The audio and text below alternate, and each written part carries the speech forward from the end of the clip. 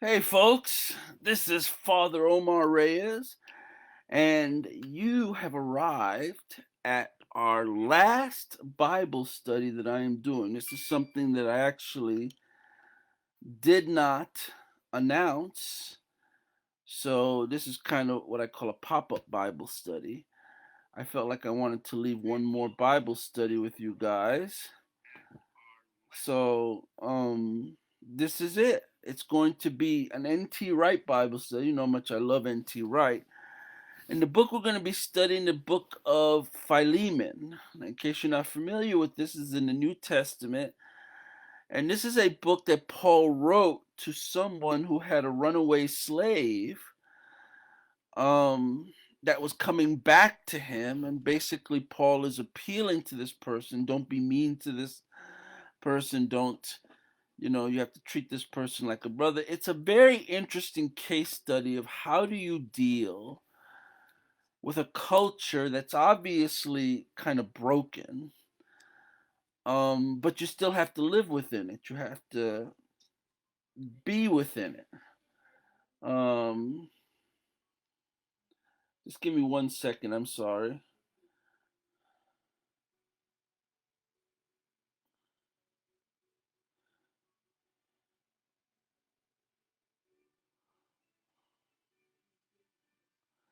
I'm just actually sharing the post. I'm sorry. Anyway, so how do you deal with a culture like this? Now, this book is actually kind of controversial, and there are a lot of people who are angry at Paul because why doesn't he just tell the person, look, you shouldn't have slaves anyway, we're all free in Christ, but there are a lot of mitigating circumstances, and N.T Wright is going to discuss some of them, but just one of the things I wanted to bring up, not to justify slavery, let's put that out there right now, but to understand that slaves didn't have a lot of choices in this society. If you were a slave or an indentured servant and someone decided to set you free, it's not like you can go on Indeed and go find a job.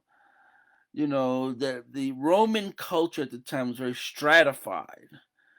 So even if you were supposedly a free man, you still had the um, connotation of being a slave. You certainly weren't a freeborn person. Now, Christianity starts to change this within the culture, and you start to see what I call a radical egalitarianism that starts to take place. But it's not in place yet. So I want you to go into this book understanding that things aren't perfect, and because they're not perfect, Paul has to have a less than perfect solution to this issue. So let's start. N.T Wright's going to read us a chapter, and then he's going to discuss it, and then we'll discuss it.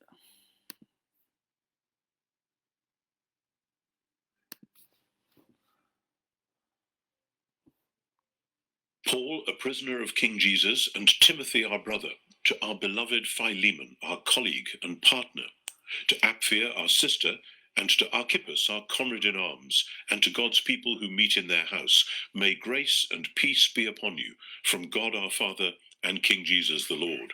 I always thank my God when your name comes up in my prayers, because I've heard of your love and faithful loyalty towards the Lord Jesus and to all God's people.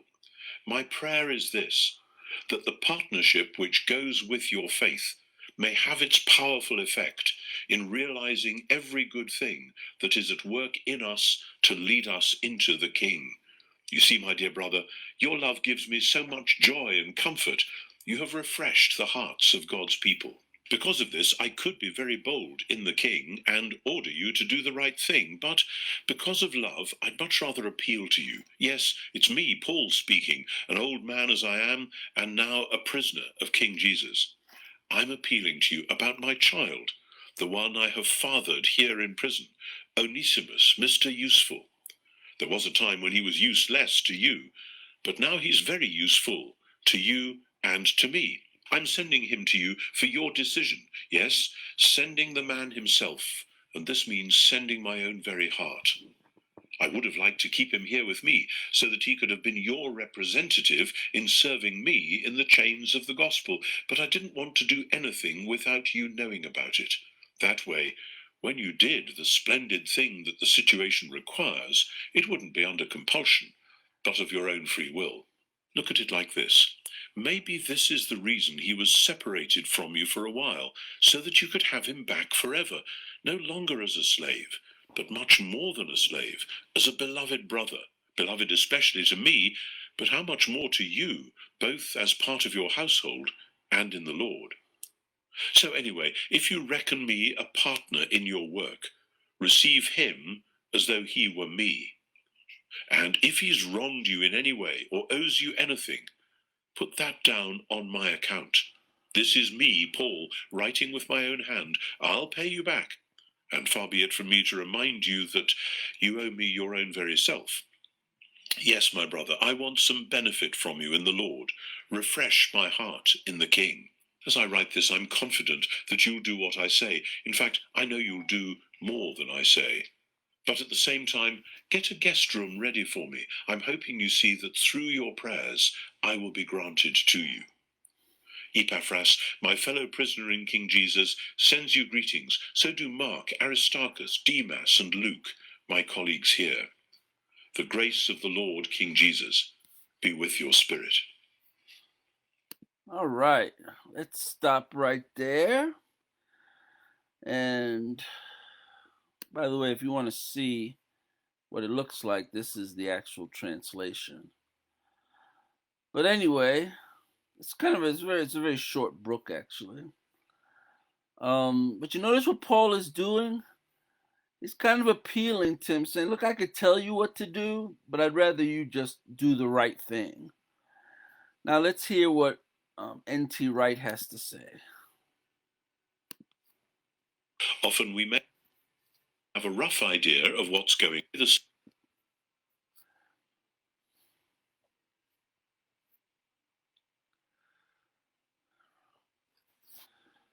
Whenever we read one of Paul's letters, we are in roughly the same position as we are when we're listening in on one end of a telephone call. Often we may have a rough idea of what's going on. We may know who the person is on the other end of the line. We may have a guess at the sort of things that might be being said, but we can't be absolutely sure that we've got the whole situation right. Of course, with a phone call, we can then ask the person afterwards, would I be right in thinking such and such? But with Paul, sadly, we can't do that. So we have to go rather carefully and figure out, not least with a little letter like Philemon, which is so dense and so tight-packed, and there's not very much of it, we haven't got as much information as we would like. We have to figure out what was actually going on. There are some things, however, which are quite clear. Paul is in prison, which means, among other things, that he may well be facing an uncertain future. Nobody knew in prison in the ancient world whether you were going to get out or whether you were going to face the death penalty or something in between. They didn't use prison as a punishment in itself. They put you in prison as a way of keeping you on hold until they decided what to do with you, to fine you, to beat you, to kill you, to ship you away out of the country to some desert island or whatever. So Paul is in this awkward situation. He's not free, and socially speaking, he's pretty well at the bottom of the pile. Prison, then as now, is not something that you're proud of. Paul, however, seems to glory in it, to take a pride in it. Here I am, Paul, a prisoner, appealing to you. We normally think that this letter was written around the same time as some, at least, of the other so-called prison letters. It's got a particular association with the letter to the Colossians, because some of the same people occur in it, and it looks as though they may well have been written at the same time, and my view is that they're written from prison in Ephesus. Now, I know that, in fact, nowhere in the book of Acts do we hear of Paul being in prison in Ephesus, but a number of scholars, including, curiously, a famous one, George Duncan, who was principal of the college here at St. Mary's and lived in the house of which this room is a part, he wrote a famous book on Paul's Ephesian imprisonments, plural, and argued very strongly a generation or two ago that we should take this seriously as the location for some of these prison letters, quite possibly the one to Ephesus itself, since if he's in prison, it's quite possible that Paul was writing a letter to be sent round to all the churches in the Ephesus area. So Ephesians, Colossians, Philemon, and quite possibly Philippians as well, we think are written from there. And one of the reasons for thinking that about Philemon in particular is that towards the end of the letter, Paul says, by the way, get a guest room ready for me, because if you keep on praying and God answers the way we want, then I'll be released and I will come to see you. Now, where is Colossae? Colossae is about 80 miles inland from Ephesus, just up the Lycus Valley, quite close to a couple of other places where there were small churches, Laodicea and Hierapolis. Today, Colossae is sadly in a ruined state in the sense that it's under a great mound and you can't see hardly any of it. The archaeologists are hoping to dig it out one day, but so far we don't know very much about it. However, if Paul was in prison in Rome, we know from Acts and from the letter to the Romans that his next port of call wasn't going to be to come back to the east again, back to Turkey, but to go west to Spain. So it's much more likely that he would say, please get a guest room ready, if he's in Ephesus thinking, when I get released, I'll go up the Lycus Valley and visit them there. So I think it's reasonable to assume that he's in prison in Ephesus, and that actually helps us a bit with figuring out the situation that's going on in this letter.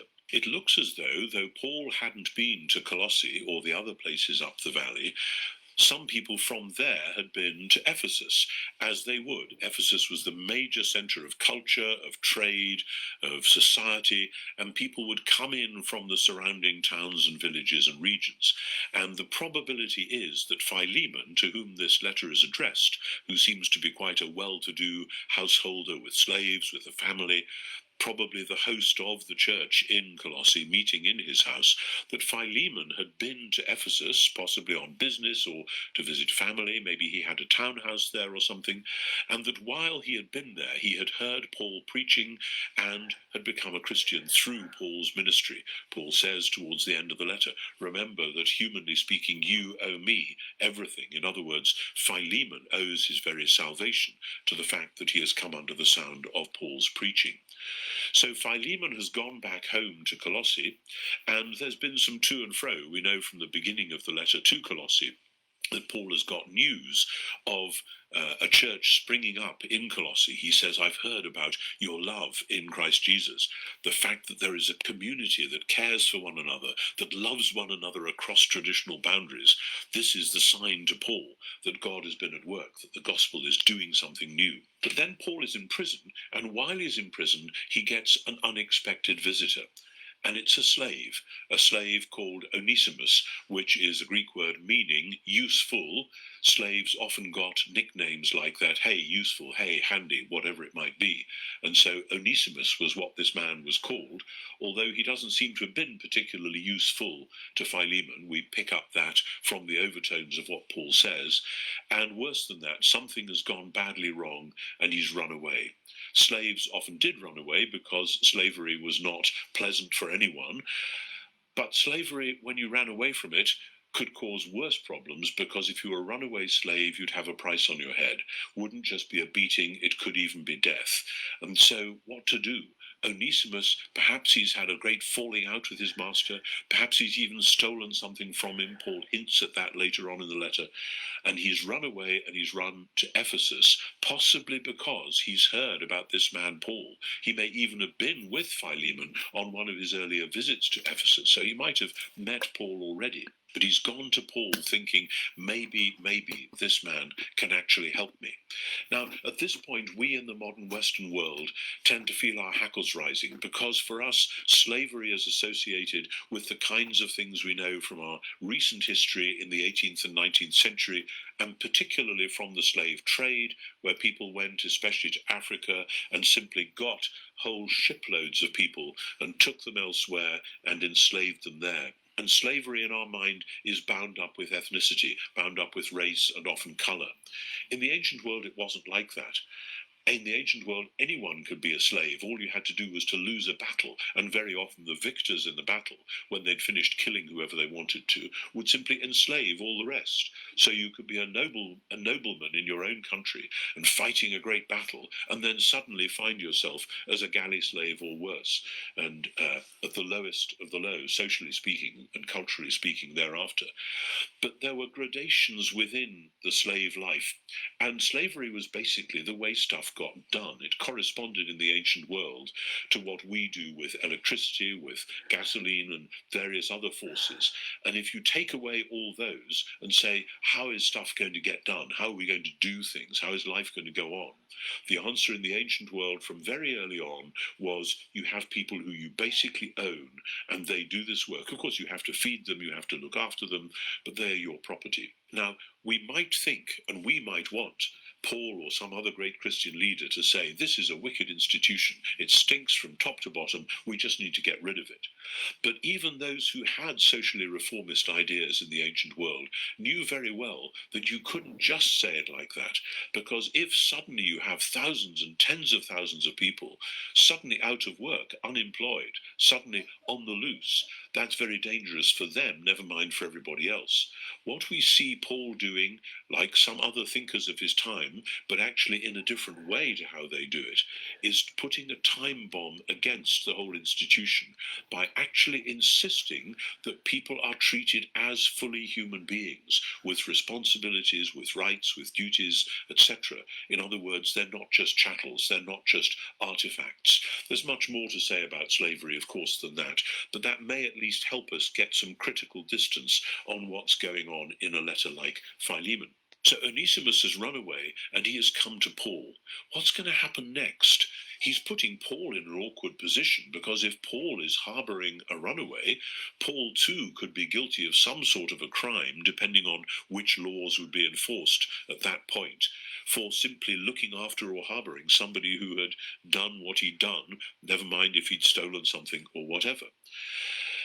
But in the process, Onesimus, having come to Paul, seems to have become himself genuinely converted. He too, like his master, has become a Christian, and Paul has witnessed the rise of a new life, of love, of a new affection, of a new possibility, of faith and hope in this young man. And Paul finds that hugely attractive, and he speaks about him in terms of a son. I have had a son in my own imprisonment. So the question is, what's Paul going to do next? How is this going to work? Now, you might think the best thing would be for Paul simply to help him escape. Say, here, we'll get you some money, we'll send you somewhere else, just forget about everything, start a new life, you'll be okay. That wouldn't always work, because as a slave, Onesimus may have had a mark on his body, a brand or something, which would reveal to anyone who he met that he was in fact a slave. We're never quite sure just how widespread that sort of practice was in the ancient world. Or he could stay with Paul, and, as already seemed to be the case, he could help Paul, he could work as an assistant for Paul, and maybe that would be okay for a while at least. Or perhaps Paul could just write a letter to Philemon saying, by the way, Onesimus came to see me, and I think you should set him free, and I'm going to keep him here because I think that's what you should do. Onesimus and Philemon have got history. They've got something which has gone wrong. And for Paul, it's never enough just to say, oh, well, let's forget about it. Paul needs to do something else, something quite different. Not long after Paul wrote this letter and Colossians, he wrote the letter we call 2 Corinthians. And in 2 Corinthians, he describes in lavish detail what he calls the ministry of reconciliation. And for Paul, this is as big as the cosmos and as sharply focused as these two people standing in front of him. God was in the Messiah reconciling the world to himself, he says, and entrusting to us the message and ministry of reconciliation. And I think what is going on in this letter is Paul having thought and prayed about it and loving this young man Onesimus, but also loving Philemon, his master. Paul is deciding on a risky and difficult and dangerous strategy. It might easily go horribly wrong, but he decided on how to handle this very difficult personal, pastoral, and also communal situation. And as he does that, we can see a whole new world opening up. Nobody in the ancient world had ever thought quite like this, into this sort of situation. And this little letter, therefore, gives us a window on the new world that started through the gospel of Jesus. I've sometimes said, and I've sometimes tried it out on students, that even if we only had the letter to Philemon, if that was the only evidence of first-generation Christianity that we possessed, we would know that something quite dramatic and remarkable had taken place, because nobody in the ancient world was thinking quite like Paul is thinking here. Nobody in the ancient world was attempting the kind of reconciliation across the biggest culture and class barrier in the ancient world that Paul is attempting here. This little letter, therefore, gives us a window on a whole new world, takes us to the heart of what it might mean to be part of the family of the Messiah. Okay, so let's just talk about this for a minute, because it brings up some very interesting things. Like I said, we have a couple of different things going on here. Let me just move on to the next one that we're going to do, but let me just pause it.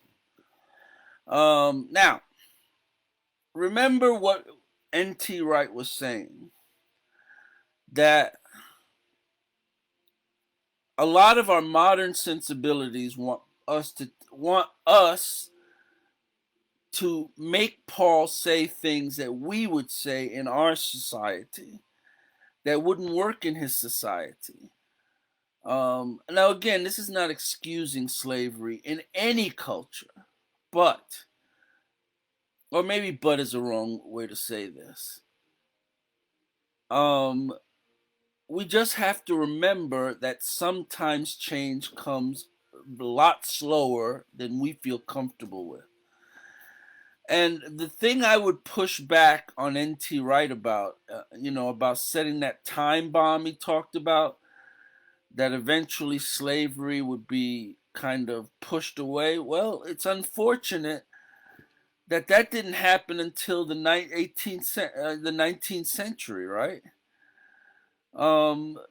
And a lot of the chattel slavery we saw in America and in England was approved by the church, or at least the church tacitly allowed it. So maybe there is an argument saying, maybe Paul should have blown it up earlier, maybe he should have said, look, I know this guy's a runaway slave, but we don't have slavery in Christianity, so we're going to have to work to do something else. Again, this is hindsight being 2020, of course. But what I want to read now is another letter, not a biblical letter. This is an actual letter. This is another letter dealing with slavery. So I wanted you to hear this being read. And then Paul is going to talk about N.T Wright is going to talk about this.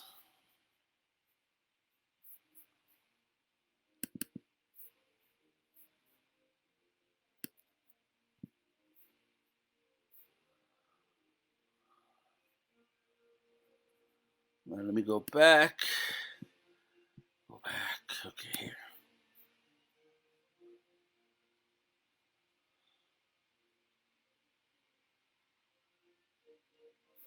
This is a letter of Pliny to Sabinianus. You told me you had been angry with the freedman of yours, and now he's come to see me. He threw himself at my feet and clung to me as though I were you. He wept a lot, he asked for a lot, though he kept quiet about a lot too.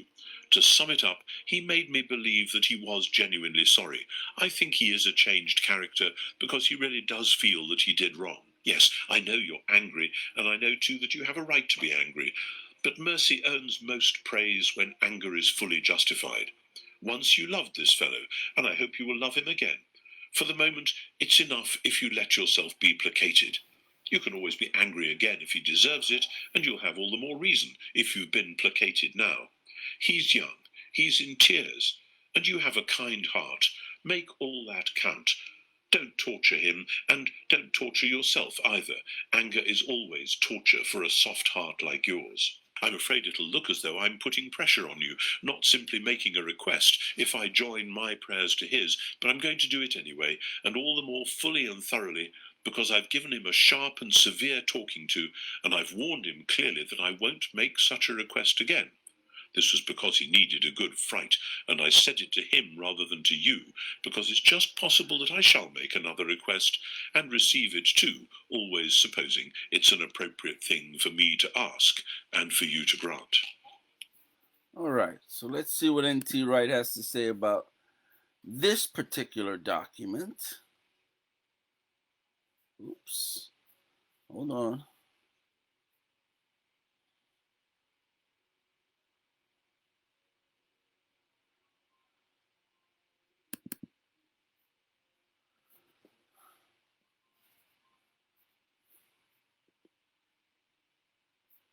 Oh, that's not it. Here we go. Paul, and he died when Vesuvius erupted, and being a naturalist, he... All right.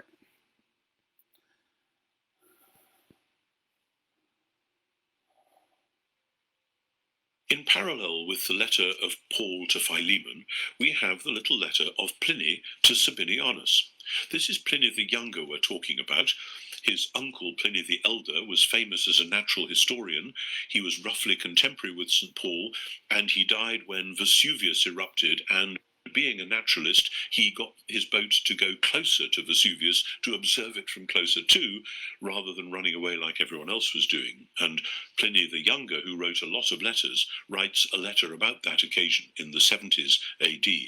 But Pliny, by the time we meet him in this letter and in some others, is now a famous man in his own right. Pliny the Younger was a senator. He had been consul at one point. That didn't mean quite so much in Rome under the empire as it had under the Republic, because the emperor was the big guy all the time, but Pliny was an important man nonetheless. In later life, as a lawyer, as a politician, as a senior civil servant, he was dispatched to northern Turkey, to Bithynia, to be governor of a province there, and he writes quite a lot of letters back to the emperor at the time, Trajan, to ask him his views on various matters of policy, including, fascinatingly for us, what he, Pliny, should do about these funny people called Christians who were turning up in his province and who seemed to be causing a bit of a nuisance. But that's another story. What we have in the letter from Pliny to Sabinianus is quite like Paul's letter to Philemon, but also quite unlike. For a start, we don't know the name of the young man that Pliny is writing this letter about. He isn't actually a slave, the young man, he's a freed man. And here we see part of the problem about slavery and freedom, that if somebody had been a slave and then his master gave him his freedom, or maybe he'd saved up enough pocket money to buy whatever his freedom would cost him, what's he going to do? And many, many freed men were technically not slaves anymore, but were still totally dependent on the person whose slave they had been in the first place. So they had to toe the line. They had to do what was expected. They had to keep up their social standards. They had to perform whatever jobs were required. Even if they might be paid for them, it was, in effect, a sort of rather junior wage slavery. And so, at this point, the young man, the unnamed young man, has offended Sabinianus, though they'd previously got on all right. He's now had to run away, rather like Onesimus ran away, and he's gone to see Sabinianus's very senior social friend, namely Pliny. And the way Pliny talks about this young man and the way he talks to Sabinianus is completely different from the way that Paul talks to Philemon about Onesimus. Because Pliny and Sabinianus and the unnamed young man are in a social hierarchy. Pliny is near the top of the scale. You can't get much higher up the social scale in the Roman world than he is. Sabinianus seems to be what we would call a middle class, upper middle class person. He's probably quite well off. And this young man is right at the bottom of the social scale. So they're quite neatly ordered. And at the end of the letter, as at the beginning, they are staying in that order. Pliny is magnanimously giving instructions and directions to this man Sabinianus and telling him how to cope with the young man. But At the end, they are still in the same position in this hierarchy as they'd started. And the way that Pliny talks to Sabinianus about him leads me at least to suspect that there's quite a bit of ifs and buts about it all. Pliny is saying, well, let's let him off this time, and I've given him a good talking to, and I've told him I won't speak up for him again, though actually I might, because you never know, it might happen again. So he's playing slightly fast and loose, both with the young man and, I suspect, with Sabinianus himself.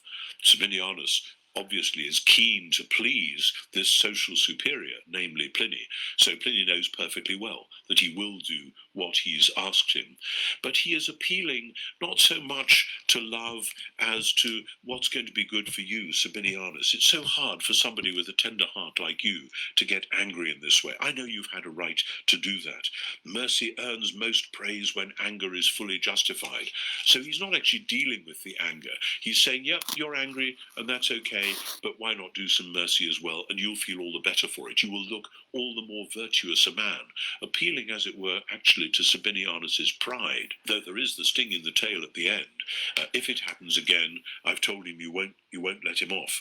And so please don't torture yourself, because to be angry would be torture for somebody like you.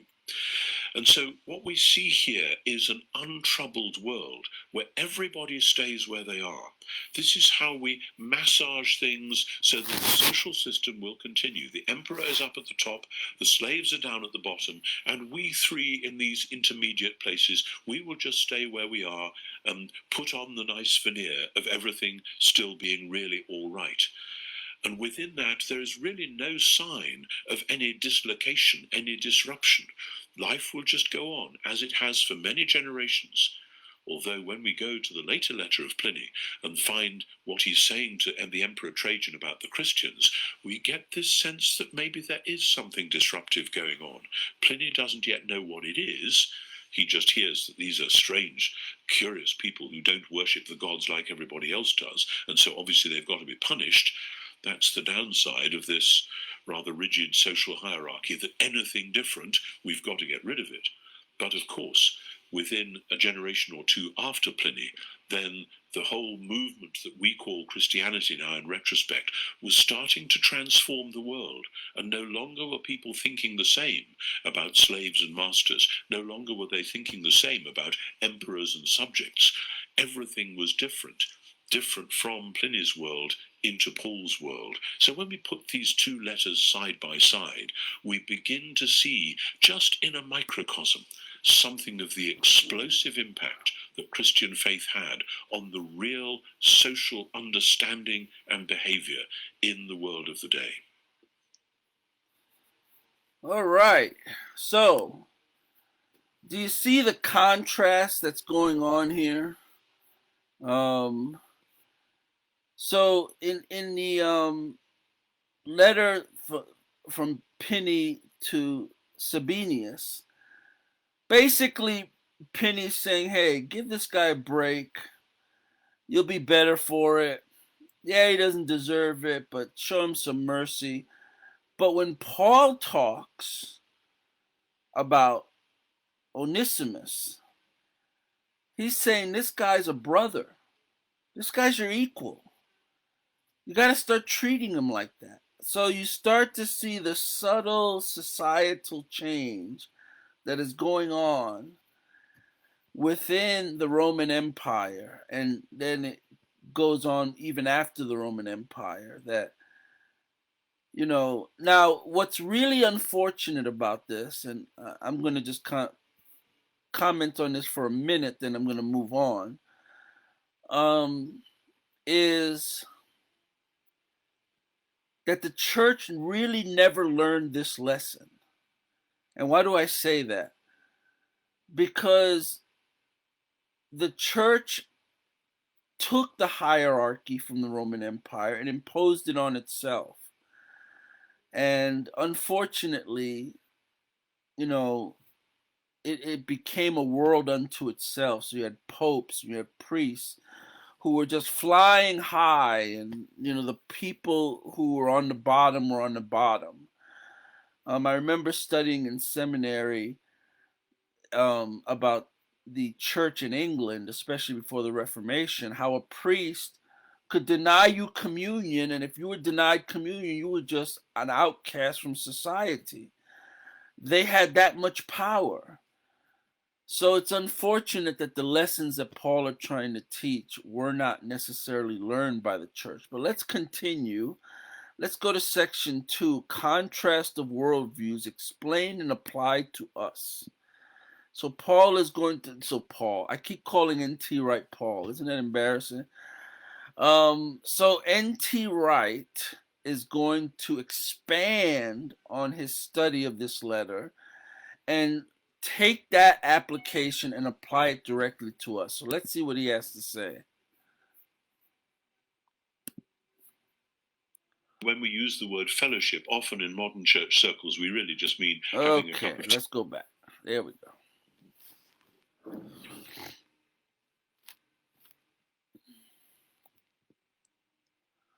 When we come back to the little letter to Philemon, we see the radical alternative which Paul is offering, the alternative that is to the normal hierarchical system of social relations.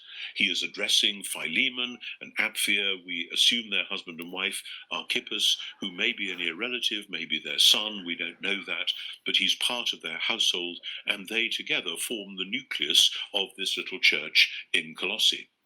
And Paul begins the letter, as he begins so many of his letters, by telling them what he's praying for.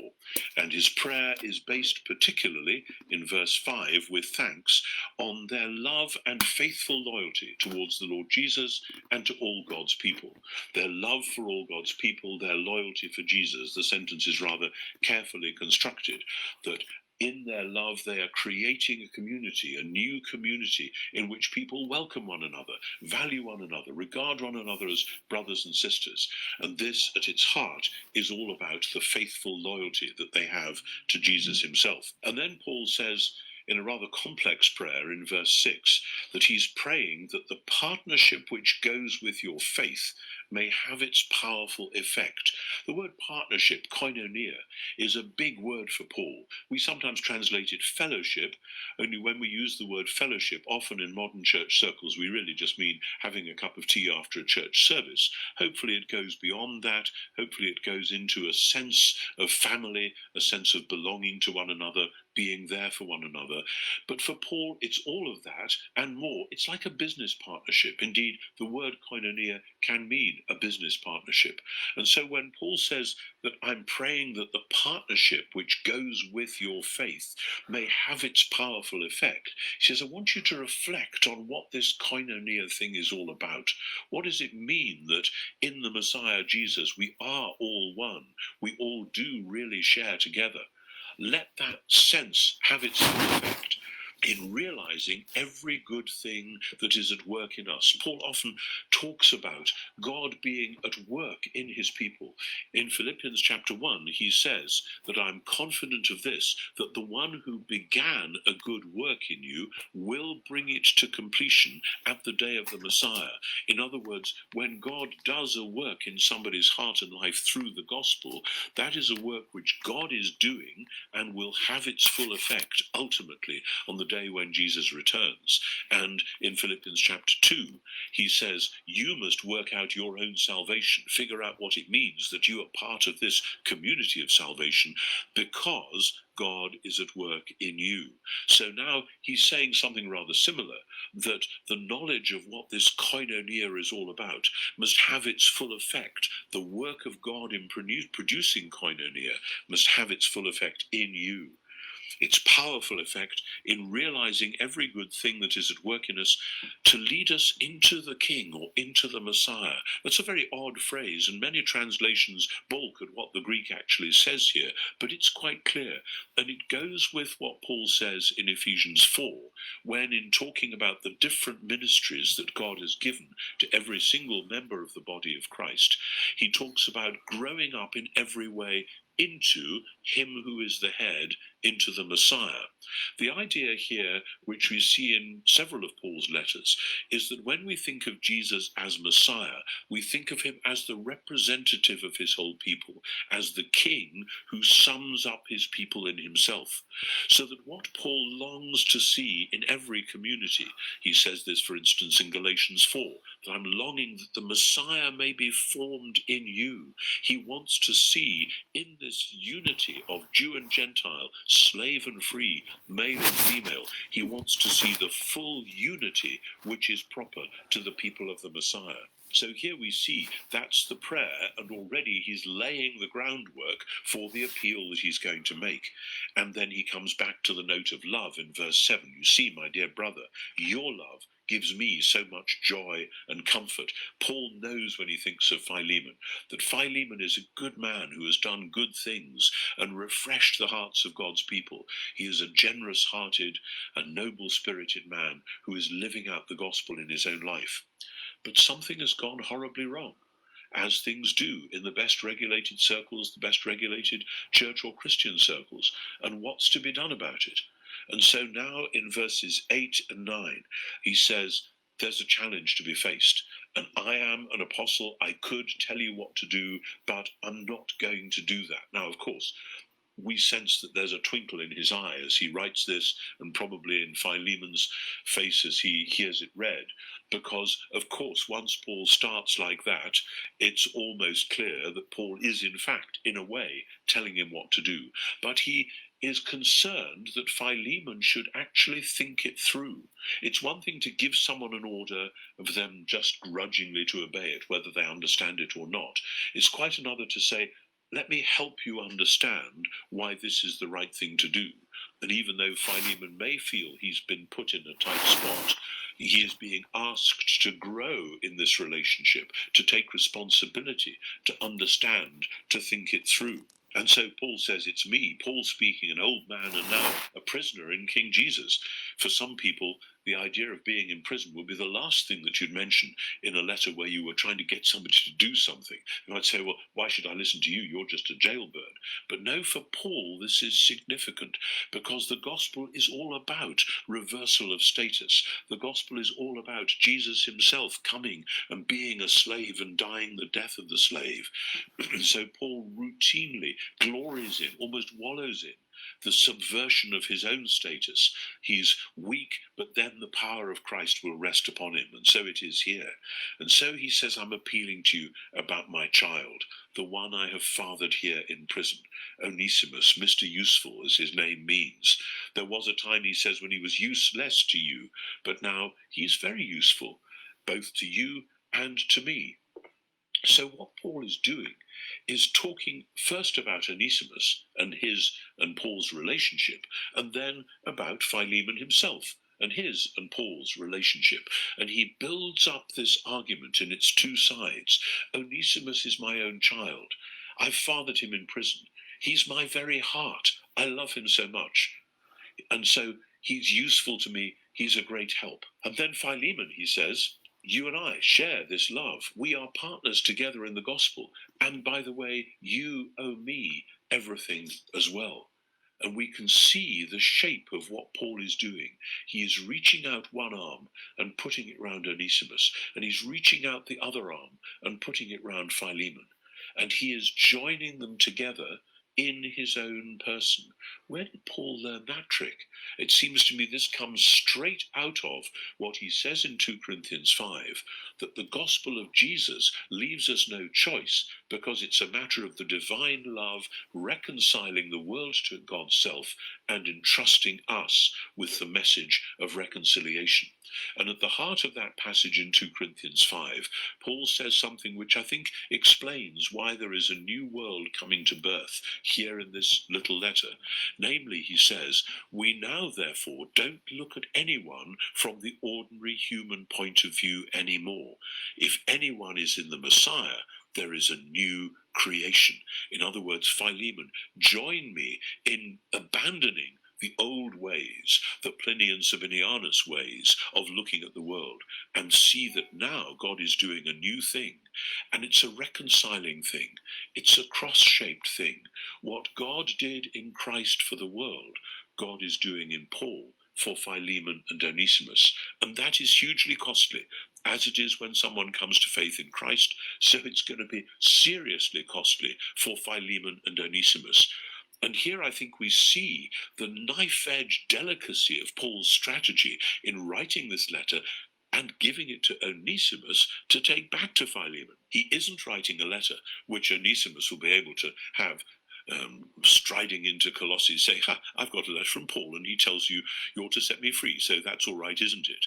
No, there's no sense of that. Onesimus has got to go back and presumably apologize for what he has done. But in giving the letter, trust and hope and pray that all will be well. And Philemon, who is probably well known as a householder in the small town of Colossae, Philemon is going to be asked to do something almost unthinkable, which is to take back a runaway slave into his household and to welcome him back not just as a slave in disgrace, but will maybe forgive it for this time, but no, as a beloved brother in the Lord. What will the neighbors think? They'll think, well, maybe my slaves will run away to Paul, and then he'll send me a letter as well, and then what will happen? The whole world will turn on its head. Well, maybe it would. But Paul is here sending a signal which demands humility and trust from both Philemon and Onesimus. It's actually at this point a little bit like the scene in Luke 15, the prodigal son, where the son in shame comes back to the father, and the father himself disgraces himself by running down the road to greet him and doing the unthinkable and throwing a party for this son who has brought shame on the house. And Paul, I think, is well aware that this is precisely what the gospel does. It takes people to the place where Jesus was, the place of shame, the place of death, the place of the slave, in order then to do something totally, radically new. So Philemon and Onesimus are to be joined together extraordinarily in Paul himself. And I love what he says in verse 15, maybe this is the reason he was separated from you for a while. Paul won't say, I am now reading you God's mind. I have an inside track, a hot line on exactly what God has in. He says, maybe, perhaps. Seems to me that's the wise way for all Christian attempts to discern God's purpose, is to see that our statements about what God may be up to in this situation always carry the word perhaps with them. But what Paul says here is an echo of something in the book of Exodus, that when a slave loves his master, then that slave can say, actually, even though it's now the time for me to be set free, it's the year of Jubilee or whatever, I now want to live with you forever. My life is bound up with yours. And so Paul is echoing here some of the early ancient Hebrew legislation about how you handled households and how that might actually work out. Of course, the story of the book of Exodus is about God freeing slaves, so that what happens in that little bit in Exodus and the parallel in Deuteronomy falls within the larger slave-freeing narrative. There's all sorts of cross-currents going on here. But it seems to me that what Paul is saying primarily, and verse 17 is the center of it, I want you to receive him back as if he were me. I want you to welcome him. The word he uses is the same as the word that he uses again and again in Romans 14, when he's talking about Christians welcoming one another across different subcultures. No, welcome them, receive them, and worship together with them. That is the primary thing that Paul is asking Philemon to do. We might expect that the primary thing, and some people have tried to argue this, would be that he would be arguing, please set him free. No, the primary thing is reconciliation. Everything else is negotiable out from there, but the first thing is reconciliation. Receive him no longer as a slave, but much more than a slave, as a beloved brother, beloved to me, but especially to you, as part of your household and in the Lord. So verse 17 is where the primary appeal comes. If you reckon me a partner, there's that word koinonos again, then receive him as though he was me. In other words, Philemon, I want you, when you look at Onesimus, to look as it were through me. And by the way, if he owes you anything, put that down on my account. Paul has learnt that too from Jesus. When God forgives us because of Jesus, if we owe anything, and of course we do, that is put down on Jesus' account. Back to 2 Corinthians 5 again. God made him to be sin for us who knew no sin. And so Paul then says, I will pay you back. And by the way, remember, you owe me everything yourself. And then he says, I want some benefit from you in the Lord. Refresh my heart in the King. And then in verse 21, we do get a sense that he's just hinting at something more. As I write this, I'm confident you'll do what I say, that is, welcome him back. In fact, I know you'll do more than I say. I think he's saying, welcome him back, and then, as it is appropriate, then set him free. Maybe return him to me to work with me, though Paul's not going to make that request. The welcome, the reconciliation is the critical thing. And that's when he says, by the way, get a guest room ready for me, because I'll be coming to see you when I get out of jail. And this, of course, too, is a hint. I'll be coming to check up just how you've got on, and I'm looking forward to seeing a wonderful, rich, mutually forgiving and reconciled fellowship in your house, in the church in Colossae, sending signals to the world around, signals that say there is a world of difference, there is a new way to be human, something new has been launched in the world. It's not a big thing with a fanfare of trumpets, it's something that happens household by household, as reconciliation happens, as people look on from down the street or from the neighboring town and say, did you hear what just happened? This is a new way of doing things. We've never thought of living like that. And that is, of course, how Christianity spread in the 2nd and 3rd centuries, when the Roman Empire was doing its best to stamp it out, because people were sharing, people were living differently, people were looking after one another, people were forgiving one another, sending signals to the world around that there is a world of difference, there is a new way to be human, that a new way has been launched upon the earth. And that way comes from the gospel of Jesus himself, Jesus crucified and risen, Jesus the Lord of the world, the Messiah of Israel, who has inaugurated a way in which Jew and Gentile, slave and free, male and female, can find a fresh way of living, a way of reconciliation, a way of peace, a way of hope, a way of love. That's what the letter to Philemon is all about, and it takes us to the very heart of Paul's gospel and to the world of difference that it made then and can make today. Well, what'd you think about that? A new kind of humanity. Kind of let me get out of this real quick.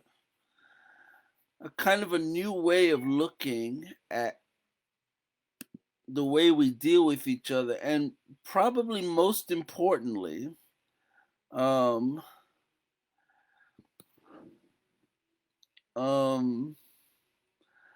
a new way of dealing with conflict. Now, in our society, you try to get rid of conflict as soon as possible.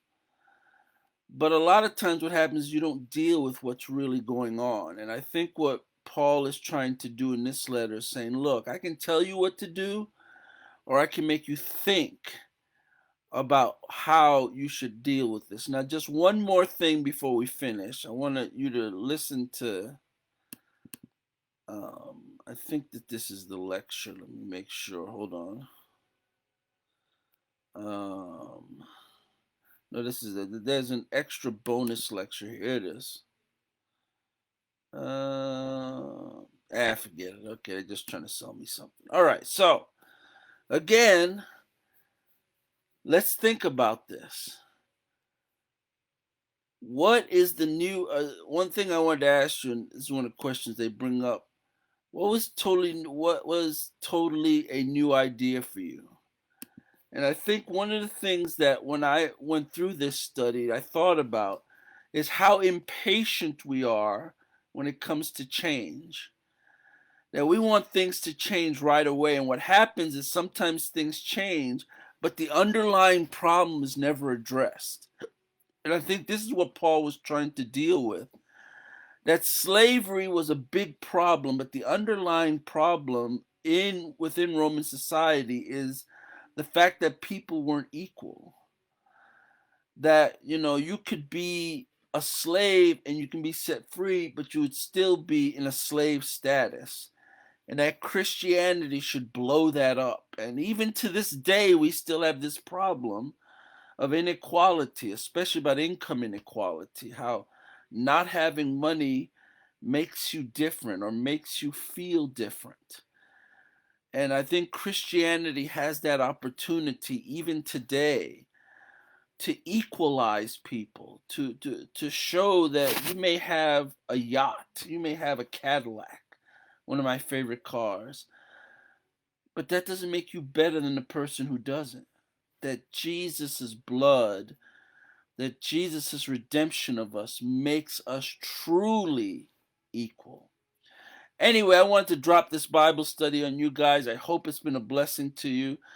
This is the last one I'm going to do in this particular church because tomorrow's my last day, so I wanted to drop this on you. God bless you. I hope you visit the website. Hope you visit our Facebook page. I will be leading evening prayer tomorrow at 3 p.m. Be my last one, so I hope to see you there. Ron, it's wonderful to have you at the Bible study. Make sure you share this.